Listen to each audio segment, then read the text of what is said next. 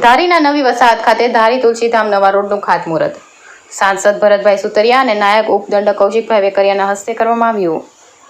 અમરેલીના ધારી વિધાનસભા ધારાસભ્ય જેવી કાકડિયાના અધ્યક્ષસ્થાને ધારી તુલસીધામ નવા રોડનું ખાતમુહૂર્ત સાંસદ ભરતભાઈ સુતરિયા અને નાયબ ઉપદંડક કૌશિકભાઈ વેકરિયાના હસ્તે કરવામાં આવ્યું. જેમાં સાવરકુંડલાના ધારાસભ્ય મહેશભાઈ કસવાળા, લાઠીના ધારાસભ્ય જનકભાઈ તળાવિયા, અધિકારીઓ અને પદાધિકારીઓ સહિત ભાજપના આગેવાનોની ઉપસ્થિતિમાં ખાતમુહૂર્ત કરવામાં આવ્યું. આ તકે ધારીના સરપંચ ભૂપતભાઈ વાળા, ભાજપ અગ્રણી અતુલભાઈ કાનાણી, જીતુભાઈ જોશી સહિત ભાજપના તમામ હોદ્દેદારો ઉપસ્થિત રહ્યા હતા. રિપોર્ટર સંજય વાળા, સૌરાષ્ટ્ર ધારા ન્યૂઝ, ધારી, અમરેલી.